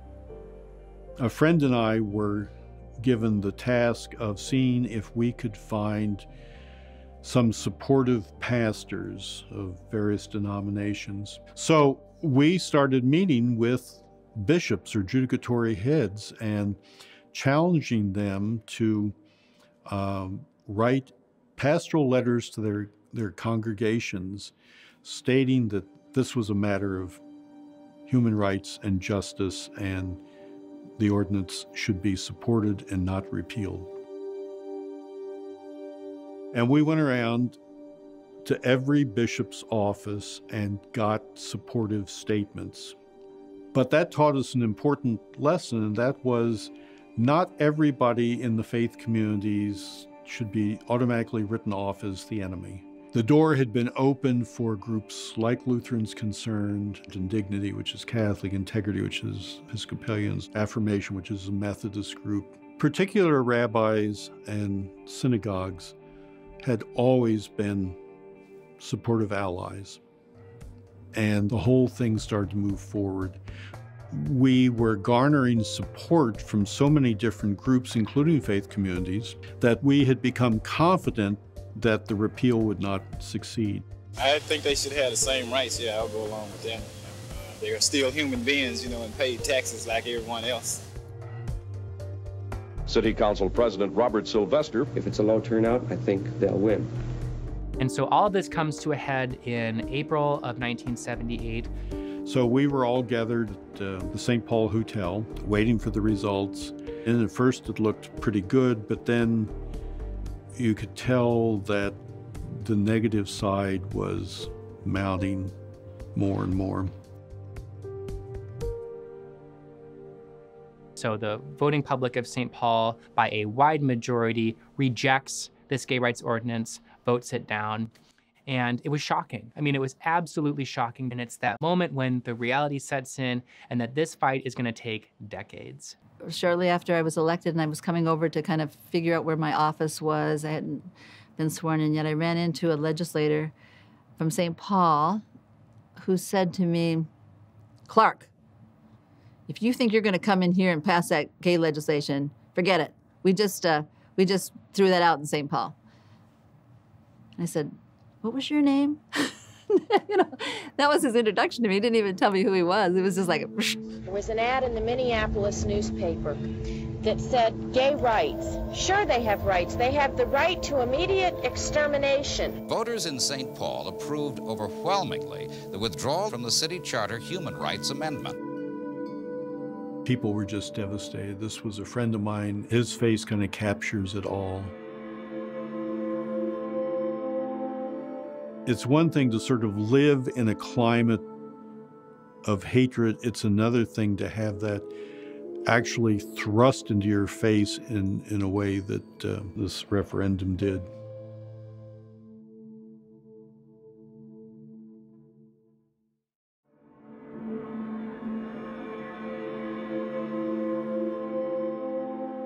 In the next hour, we'll be looking into that new and frightening medical phenomenon known as AIDS. Of course, there's always that thing in the back of your mind that you try to push out all the time that says, "I'm dying, I'm dying, I'm dying." From 1978 to 1982, you have the repeal of gay rights in St. Paul, and you have the outbreak of HIV/AIDS that completely overwhelmed the entire community infrastructure that got built in the headier days of the 70s.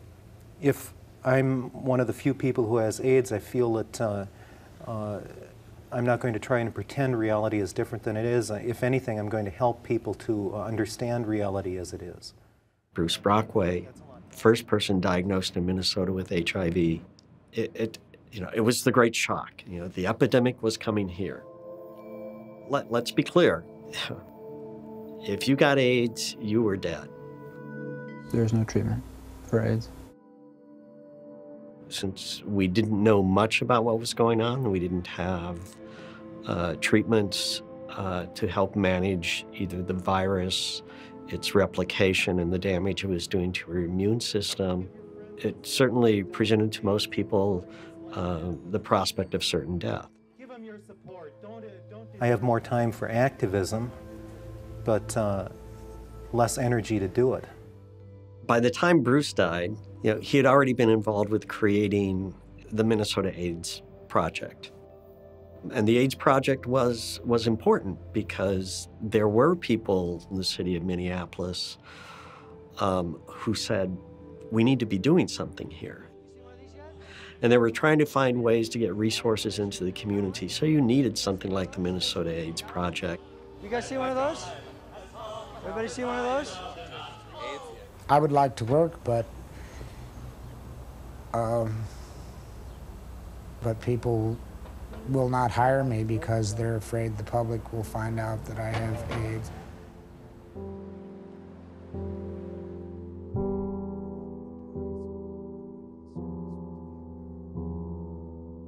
There was a pervasive culture of fear and misinformation regarding HIV and AIDS. If Paul, that's in the hospital, if he knew that he was right, why is everybody treating him like a leper? The Lord will smite you with consumption and with fever and blight and with mildew, and they shall pursue you until you perish. I'd started a new job. They just started doing screening for HIV as part of that process. And a few weeks later, I sort of unceremoniously get this letter in the mail that says, you have abnormal blood work. Please go see a doctor so we can release the results to you. Well, I knew enough by then what that meant. In the more private moments, I was just coping until one day, I realized, oh my gosh, I just signed a loan document on a new car. I guess I'm not planning on dying soon. And that really became important, though, because that, along with a few other things, made it much easier for me both to be much more public about being a gay man, but also much more public than about the responsibilities I had to let people know that I was a person living with AIDS. The AIDS crisis hit me personally. My sister, she's a straight woman, is HIV positive. And her health has gone, she's lived a long time with it, but it's being affected. Yes, I've lost, at least a dozen friends. Oh gosh, I'm sorry. It's kind of, I hadn't thought about that for a while.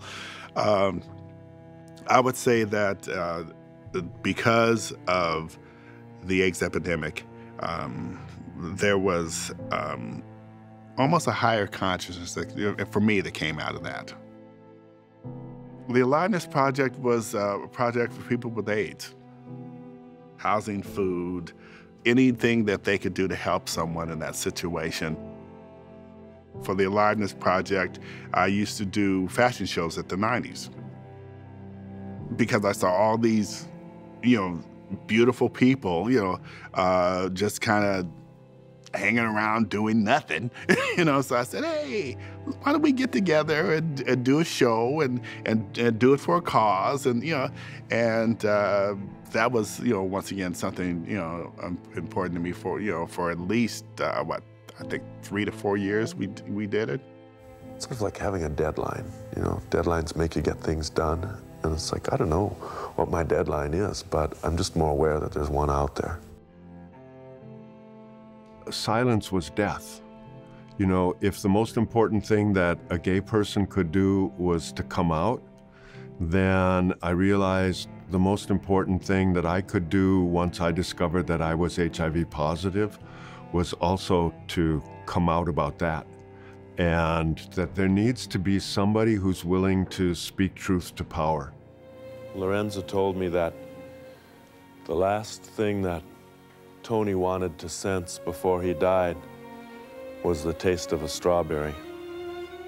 That piece is both a story of friends that I had lost at that point in the AIDS epidemic, but it was also a story of each of those buildings on Hennepin Avenue between 6th and 7th Streets, part of the block that I had lived on in the early 80s. I told a story about a building, and a story about a friend, and a story about a building, and I had footage of that block being demolished. I actually played the Super 8 footage in reverse, so it went from rubble to seeing what had once been there. To play it backward gave some sense of somehow we will get through this.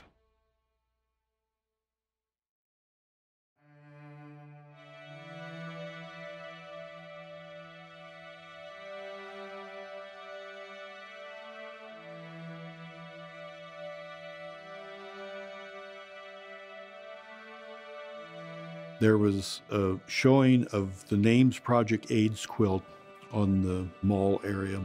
And I was so impacted by that, I thought we've got to bring that to Minnesota.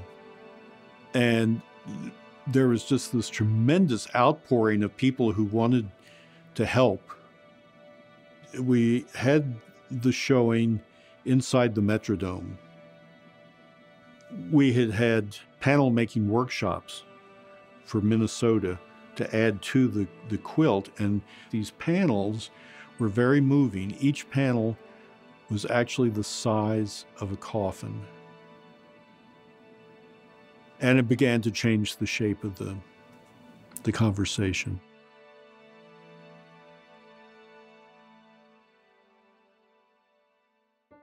The emerging years of the gay liberation movement, it was a pretty sexist time. In those days, there was a big division. There really was a big division. Getting gay men and lesbian women to work together wasn't always easy. And I should be clear, that is an environment that was largely a white environment. So even bringing in issues of racial diversity within this movement and this community was hard to deal with. But one of the things that did happen when the AIDS epidemic really took its grip on the queer community, it was the strength and the culture and the practice of lesbian women that saved us. They are the ones who came and made organizations like Minnesota AIDS Project work. I spent a couple winters delivering food to gay men with HIV/AIDS, and I know other sisters and brothers who would do whatever was necessary to help out. At one point I owned a duplex in South Minneapolis, and I rented to a queer brother who had HIV/AIDS. And they were the ones who, in that moment, also took charge of carrying forward the human rights agenda that was still important to the queer movement. And right alongside with making sure that we were dealing with prevention, we were making sure people were getting access to social services and the health care they needed to stay well, was the political fight and the larger fight to assure that people had basic human rights.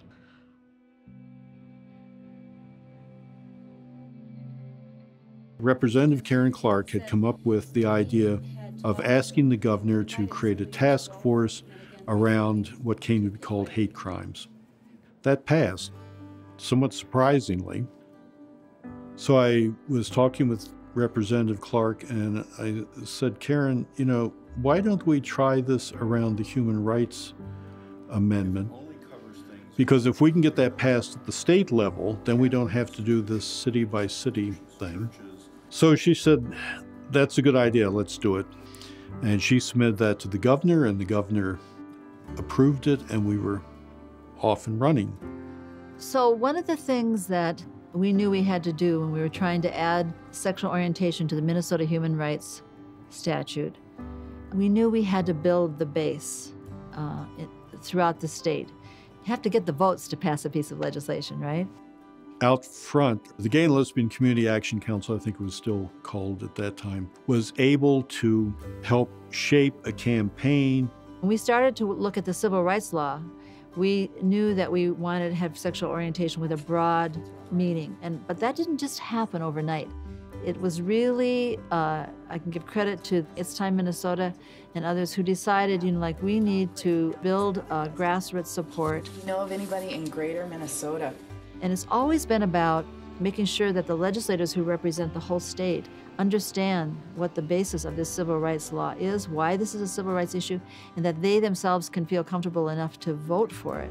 This, to me, is a basic human rights issue. And if it costs me the election the next time around, I'm willing to take that risk. Thank you. Thank you. A group that we had hosted here at St. Paul Reformation, PFLAG, Parents and Families of Lesbians and Gays, was building momentum. And so now you had angry parents who were absolutely disgusted that there might be discrimination against their gay or lesbian child. And so they were calling legislators. For us, this has been a way to support not only our daughter, but the sons and daughters and the brothers and sisters of people we know and care about. I think we need to get out and cheerlead the community. Okay, here's how easy it is to swing. Now we've got to pull it back again, and let's get to work. And Sue Anderson called from Duluth this morning. Timothy talked to her. She's putting together an emergency meeting on Saturday of 20 people. They're going to start phone banking in Duluth. Suddenly, this whole grassroots thing was emerging and visible and vocal and organized. I used to describe it as an event from where homosexuality was sort of that which dares not speak its name to that which just won't shut up. It's a matter of making it's not gay rights, it's about human rights for gays, lesbians, bisexual, and transgender people. Minnesota did this a little differently than other states, which was a broader description of what sexual orientation meant so that it included gay, lesbian, bisexual, and transgender. And in the end, we didn't name the 4 categories. We made a broad enough definition that it absolutely included transgender, and we agreed to fight to the death to keep it in there. Change is hard. It's hard for people to accept change. Any changes that we've had that have promoted justice on the basis of civil rights justice on the basis of laws have always been resisted, and people have always had great fears. The point that I want to make is that coming out of the closet, if it's like what was demonstrated in those public parades, which demonstrated their lifestyle, was the most sexually outrageous act that could ever be put on the public streets of this state or the state of any state.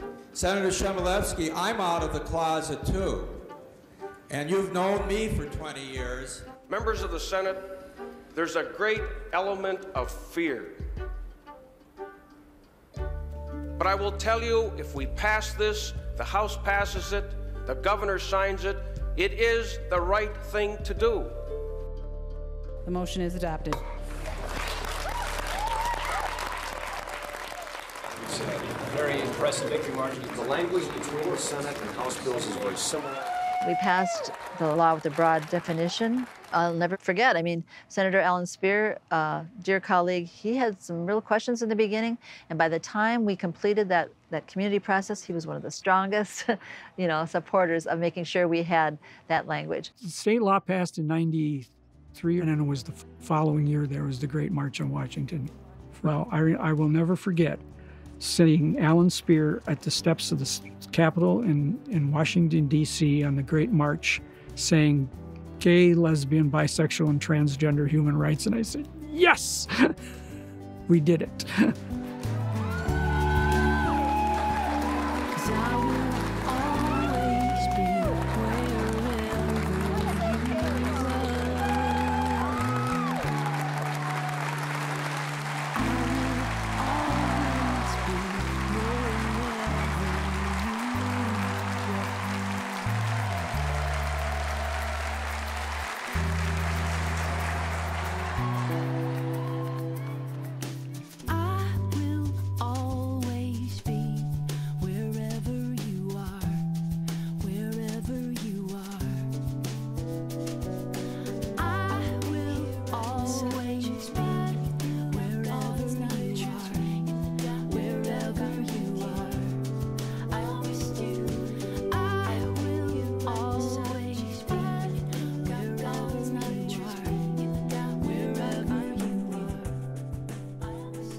thing that I found super beautiful about Minneapolis was the fact that they do have spaces, they do have bastions, and quite frankly, there's a lot more of our elders still alive. A lot of the work that's been done opened the door, created the path. It's just important to not lose sight of that and to hold it close.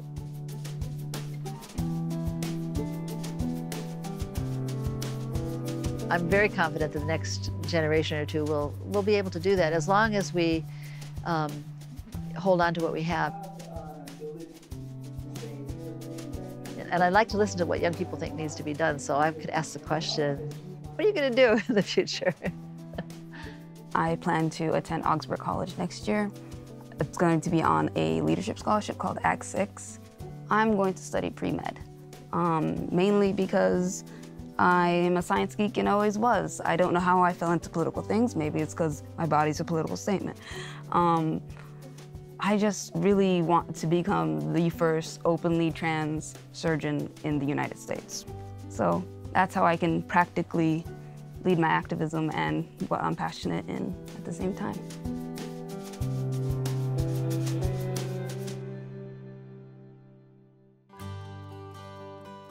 Out North is a Twin Cities PBS original production made possible by the Piper Family Fund of the Minneapolis Foundation, with special thanks to David Piper. Funding for community engagement is provided by the Addicts Hoke Fund of the Minneapolis Foundation and by Health Partners, supporting health and well-being for all. Additional support provided by